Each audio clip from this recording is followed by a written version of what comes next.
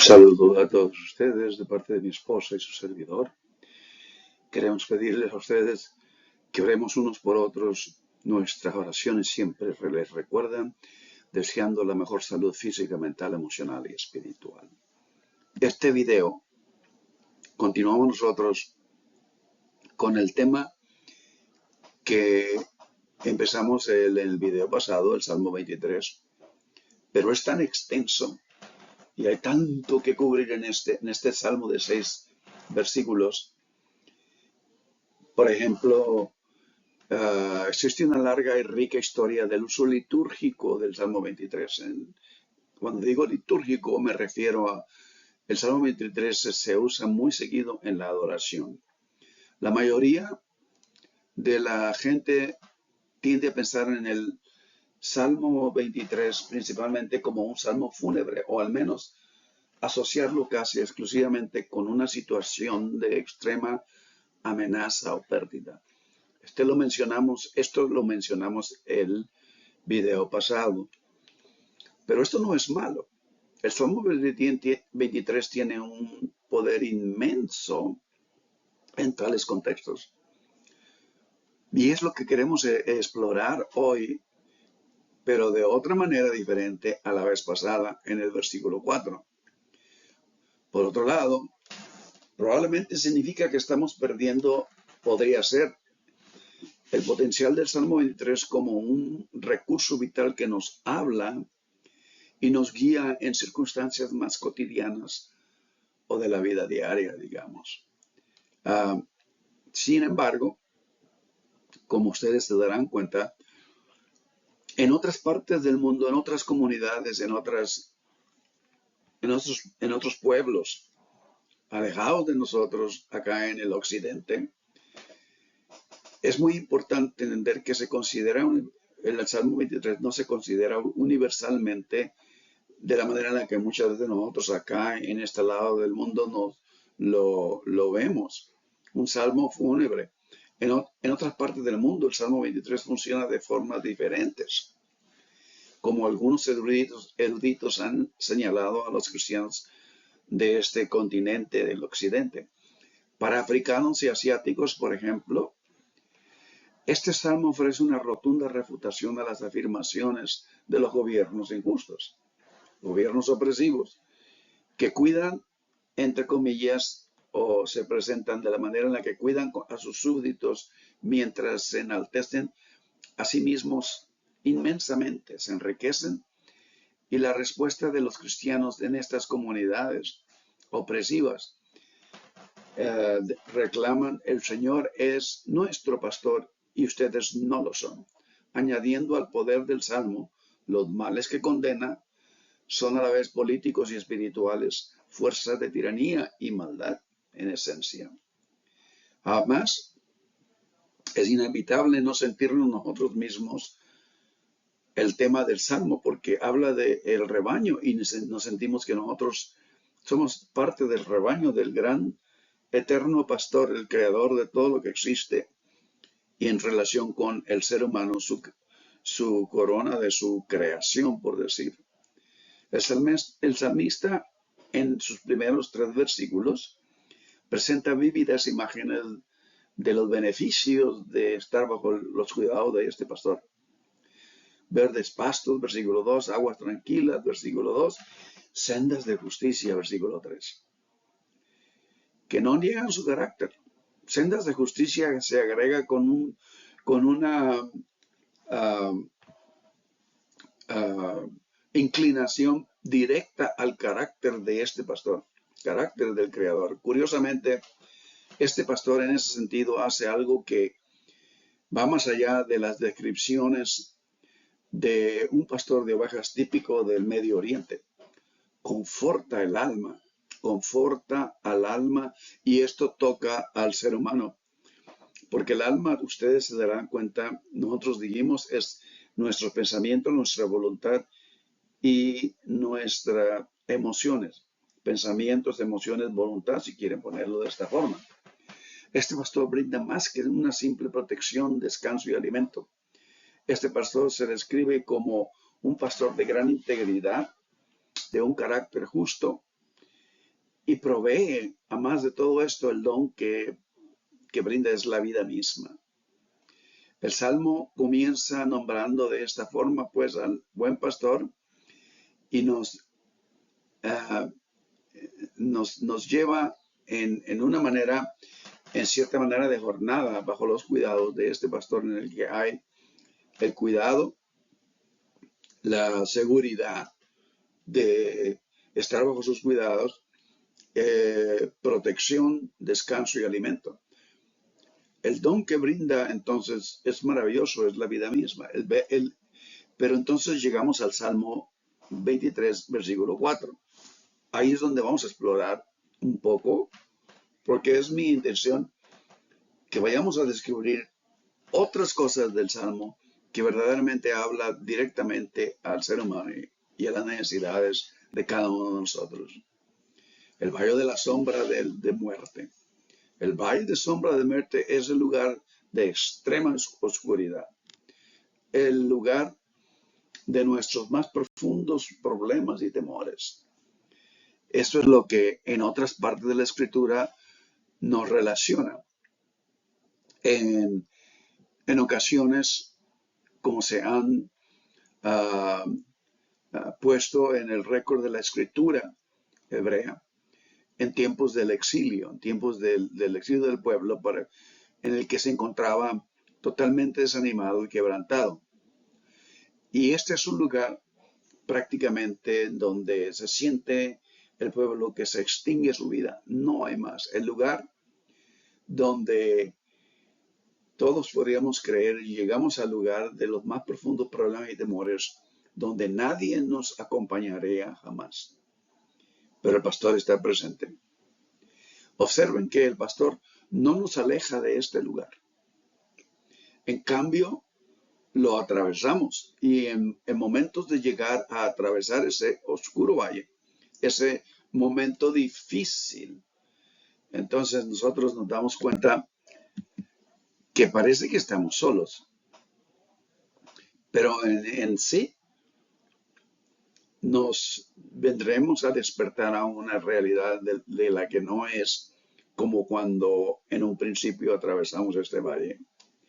El valle es oscuro, el tiempo es difícil, el momento es de prueba y nos enfrentamos a la oscuridad. Inevitablemente todo ser humano atraviesa por esos momentos difíciles en esta vida, porque en esencia siempre lo he considerado, la vida no mima a nadie, a todos nos trata a veces justamente, a veces injustamente, pero la dinámica de todo esto está en nuestras relaciones humanas. El Salmo nos recuerda que la oscuridad no tiene tanto poder sobre nosotros porque estamos en la presencia del Señor, aún cuando no vemos claro. Acuérdense de una cosa, y siempre lo dije así.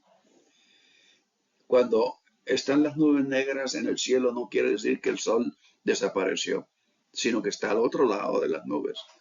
El versículo 4 es el centro estructural entonces y teológico del Salmo 23. Incluso en la situación más crítica, la provisión de Dios aún es suficiente.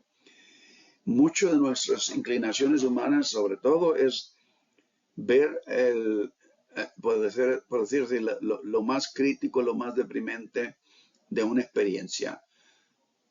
En esta parte del Salmo, la palabra traducida como sombra de muerte parece ser oscuridad profunda, en donde nada se ve. Una intensa y desesperante sensación, una sensación de estar aislado de la vida y del significado de vivir. Y esto es lo que, por ejemplo, el libro de Job nos recuerda. Tierra de oscuridad, lóbrega, como sombra de muerte sin orden. Y ese es el principio de la narración bíblica. En el principio la tierra estaba desordenada y vacía. Como antes lo había dicho, si no sabemos a dónde vamos, cualquier camino nos llevará allá. En ese sentido, ¿qué más da? Viviremos a la deriva. Y esto es destructivo, esto es agobiante y esto asfixia en una ansiedad profunda al ser humano, y cuya luz, dice la última frase, es como densa tinieblas. No se puede ver absolutamente nada, donde el recuerdo de uno mismo se desvanece. Parece que su vida deja de ser, y Dios, como lo dice Daniel, capítulo 2, versículo 22, que lo ve todo, es el que escudriña lo más profundo del ser de uno mismo. Y no podemos en lo mínimo, ocultar nada de Dios. Estamos en la presencia de Dios, pero a veces pensamos que no. Como no le vemos, no creemos que Dios está tan cerca. Este versículo 4 del Salmo trae a mi memoria, en específico el versículo 4, la experiencia del valle de sombra de muerte, la experiencia vivida aquí en Oklahoma en 12 años en el contexto clínico cuando estamos hablando médico, hospital, en el contexto clínico del apoyo espiritual como capellán. En 5 hospitales en la ciudad médica de la Universidad de Oklahoma, tuve la oportunidad de pasar alrededor de 12 años como capellán para los niños, los adultos, los ancianos, los veteranos en el Hospital del Cáncer, en diferentes contextos, y al acompañar a pacientes de diversas edades junto con sus familias al final de su jornada en la tierra. Y llegábamos a ese momento. La oportunidad de hacer la especialización clínica pastoral fueron 12 años de penetrante reflexión teológica en un contexto saturadamente diverso, complejo y sobre todo intensamente espiritual. Si hay un momento en el que el ser humano realmente empieza a reaccionar más genuinamente, es al momento del final de su jornada aquí en la tierra. La educación clínica pastoral no necesariamente representa la fe cristiana, sino que representa específicamente la espiritualidad. En nuestros días, la ciencia médica ha venido a enfocar, a traer mucho énfasis y enfoque a la realidad de la espiritualidad en el ser humano. Y este es un resultado de muchos años de trabajo de el tal científico Carl Jung. Carl Gustav Jung, Jung, un alemán de descendencia suiza, nacido el 26 de julio de 1875 y fallecido el 6 de junio de 1961. Fue un psiquiatra, psicoterapista y psicólogo suizo que fundó la Escuela de Psicología Analítica. Ese fue el pionero de todas estas ciencias. Antes de fallecer, Carl Jung describió algo muy impactante en su observación de los pacientes próximos a fallecer. Algo que describió para dejarlo a aquellos que seguirían la investigación científica sobre el proceso psicológico que experimentan los pacientes al final de sus días aquí en la Tierra. Esto estaba relacionado con la conciencia de identidad, quién pensamos que somos, y la muerte en sí, el fallecimiento y el término de todo. Este análisis científico cambió por completo su creencia sobre este tema. Veamos detenidamente, porque esto habla directamente al versículo 4 de Salmo 23. Durante más de 30 años trabajó con pacientes terminales. Eso es lo que me tocó hacer a mí también por 12 años aquí en Oklahoma, en alrededor de los 5 hospitales en los que nos movíamos de un lugar a otro. Este señor, Carl Jung, documenta los sueños observando los estados emocionales de cada paciente que él pasó tiempo hasta el final de su vida y observando lo que sucedía psicológicamente en ellos. A medida que el cuerpo se debilitaba y el futuro dejaba de extenderse, lo que observó lo impactó tremendamente. Conforme se acercaba la muerte, digamos al término de sus días aquí en la tierra, algo dentro de estos individuos comenzó a aflojarse. La preocupación constante por la reputación, los logros, el control, se disolvió lentamente. La tensión mental que una vez dominó sus vidas se suavizó. Y por lo tanto el ego, la parte del psique responsable de mantener la separación y la defensa de la identidad, perdió control por completo en la persona.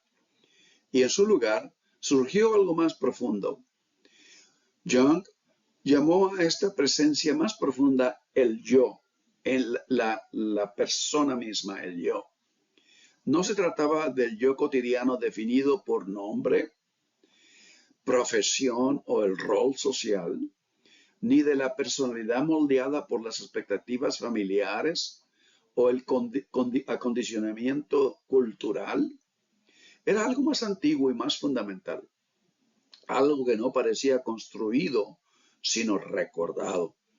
Había un despertar en estos pacientes, como una verdad que surgiera después de un largo periodo de olvido.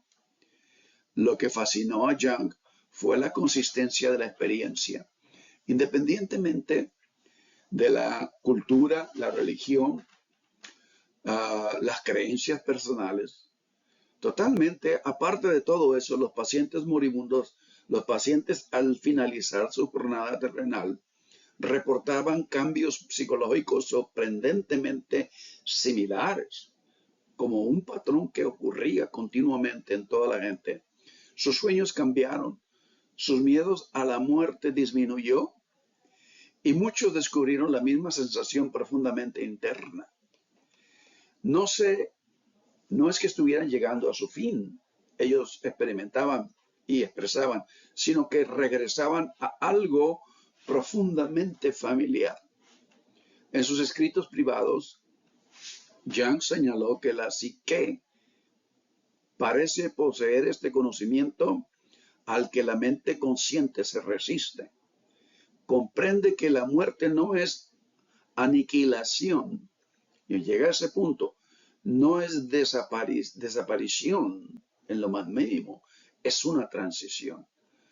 El llegar al final de nuestros días aquí es una transición y la gente lo empieza a entender y procesar hacia el fin de su jornada. Un retorno a un estado de ser más profundo que existía mucho antes de que el ego se formara. Y quiero enfatizar a ustedes, el yo personal es inicialmente lo que uno es.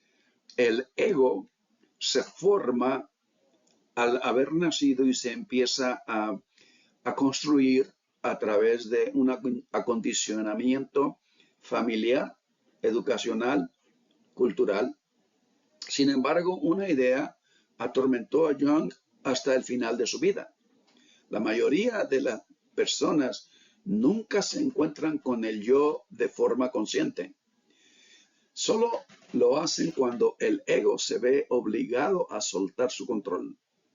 Cuando el cuerpo ya no puede sostener la ilusión de control y permanencia. Con el tiempo, Jung identificó una secuencia recurrente en los sueños de quienes se acercaban a la muerte, se acercaban al final de su jornada. El patrón era tan consistente que a menudo podía percibir la cercanía de una persona a su fin, no a través de datos médicos, sino a través del lenguaje simbólico que surgía del inconsciente.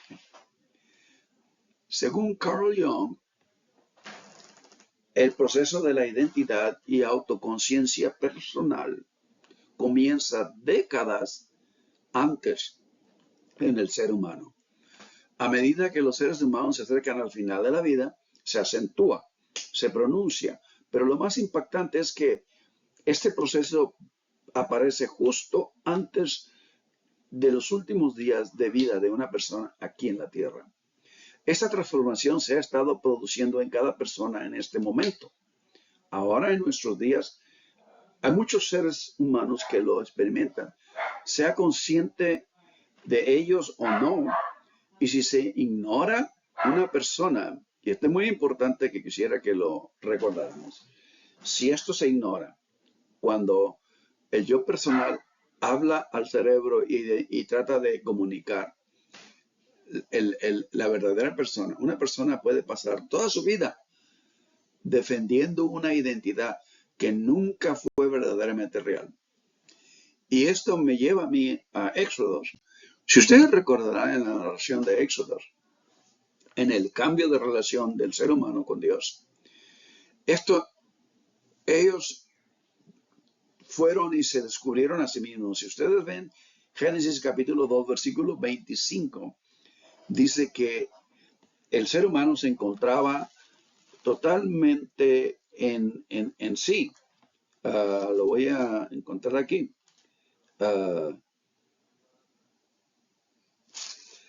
El último versículo del capítulo 1, no, perdón.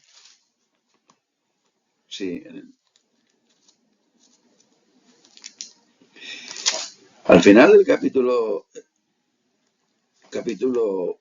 2, versículo 25, y estaban ambos desnudos, Adán y su mujer, y no se avergonzaban. O sea, ellos estaban totalmente desnudos en el sentido de había una transparencia absoluta en lo que eran. Pero en el versículo 7, cuando sus ojos fueron abiertos a otra realidad, después de codiciar el fruto que ellos decidieron tomar, ellos en el versículo 7 cosieron las hojas de la higuera y se hicieron delantales. Un delantal es una apariencia enfrente, no es una totalidad de lo que uno es, solamente una impresión, ¿verdad? Una, una impresión que lo que Carl define como la identidad que uno adopta. Y esto es lo que hace en el énfasis, en el punto de que si uno no escucha a su interior lo más profundo, esto es un asunto personal y responsabilidad de cada uno de nosotros por uno mismo.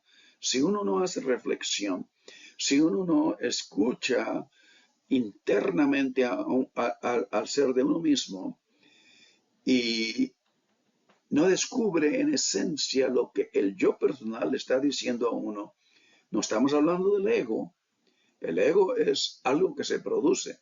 El yo es la persona misma. Una persona puede pasar toda su vida defendiendo una identidad, vuelvo a repetir, que nunca fue verdaderamente real. Y esto es lo que pasa en la historia de Génesis.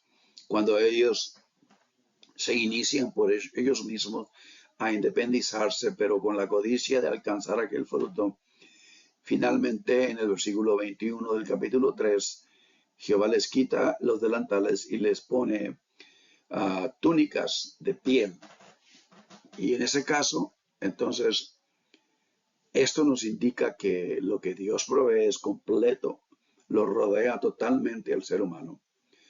Una identidad construida a partir del temor y el hábito de la necesidad de pertenencia y conexión. Esas son las costumbres y los hábitos que uno desarrolla a través de la vida de todo ser humano. Lo que Carl Jung descubrió desafía una de nuestras suposiciones más profundas en nuestro ser, que pensamos saber quiénes somos. Empezó a sospechar que la personalidad que protegemos, la personalidad que defendemos, la imagen que mantenemos y la identidad que defendemos durante toda nuestra vida no son nuestra verdadera naturaleza. Son estructuras psicológicas construidas para la supervivencia y adaptaciones temporales moldeadas por las circunstancias más que por la esencia. Y vean ustedes, estas son citas que hablan a estos temas que he estado poniendo aquí. Ahora, regresemos nuevamente después de haber hablado de esto al Salmo 23, versículo 4. La palabra usada aquí, sin embargo, es inusual. Parece ser un compuesto de palabras que significa sombra y muerte, el valle. En Job capítulo 10, versículo 22, si ustedes se dan cuenta, parece describir la esfera de la muerte, donde todo termina. Una característica gramatical existe acá en el versículo 4 extraordinaria por la similitud entre las palabras hebreas usadas. La combinación de mal, no temeré mal alguno, que en hebreo es ra, y el pastor, porque tú estarás, el pastor está con uno, que es ro-i, ra, ro-i. Y esto es llamativo. Y el efecto es enfrentar dramáticamente al pastor contra el mal amenazante. La amenaza es real y así la sentimos, inclusive lo experimentamos como el término de todo y el significado de lo que somos. Pero hay que temerla, en ninguna manera hay que temerla, pues la provisión del pastor es suficiente. La expresión no temas mal alguno recuerda las características centrales del oráculo profético de salvación a través de toda la escritura, que es particularmente prominente en el libro de Isaías. Si ustedes se darán cuenta, estas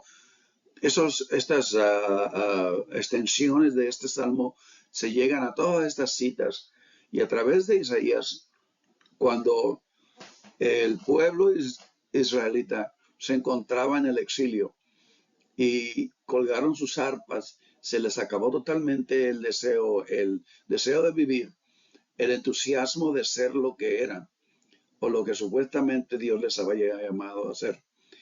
Pero aquí tenemos las escrituras que llegan a ellos a través de los oráculos de los profetas. El mensaje del profeta Isaías es que incluso en el exilio Dios proveerá, como lo dice el Salmo. De hecho, el oráculo introductorio concluye al final de esta exhortación que Dios apacentará su rebaño como un pastor. Y eso es lo que Salmo Isaías 40, 11. Inclusive, este es un canto que nosotros hacemos continuamente. Entonces, ¿qué quiere decir todo esto? Quiere decir que el Salmo de sombra de muerte es cuando nosotros enfrentamos la realidad totalmente de quiénes somos. Hay nada, ninguna idea, ninguna, digamos, apariencia de algo de lo que nosotros pensamos ser, ni definiciones humanas, mucho menos doctrinas. Ahí eso nada nos cuenta, sino que nos enfrentamos realmente a la persona que en un principio éramos desde antes de haber nacido. El mensaje del profeta es muy claro, muy específico. Y en este caso, entonces, Jehová, el Dios creador de todo lo que existe, continuará tratando con la humanidad. Hay otros aspectos de este salmo, muy importantes. Vean ustedes, y esto lo podemos tratar de otras maneras, que los primeros 3 versículos, en el caso de provisión, cuidado, descanso y sobre todo protección, lo vuelve a reafirmar hacia el final de este salmo. Cuando, si ustedes ponen, por ejemplo, en el mismo salmo, los primeros 3 versículos con los últimos 3 versículos y conectan absolutamente del versículo 1, Jehová es mi pastor, nada me faltará, al versículo 6, ciertamente el bien y la misericordia me seguirán todos los días de mi vida. ¿Por qué? Porque Jehová es mi pastor. Y en la casa de Jehová moraré por largos días. Vuelvo a repetir, la casa no es un lugar, es una condición de relación. La justicia de Dios es traer al ser humano a un lugar de relación justa con su Creador. Y entonces conectamos de esta manera el versículo 2 con el versículo 5 y el centro de todo esto viene a ser el versículo 3 con específicamente el versículo 4. Cuando llegamos al versículo 4, cuando llegamos en nuestra jornada terrenal al valle de sombra de muerte, quiere decir que llegamos al lugar donde verdaderamente nos penetramos nuestro ser hasta encontrar la esencia, que es el yo personal. Y ahí nos realizamos que nos comunicamos con el Creador.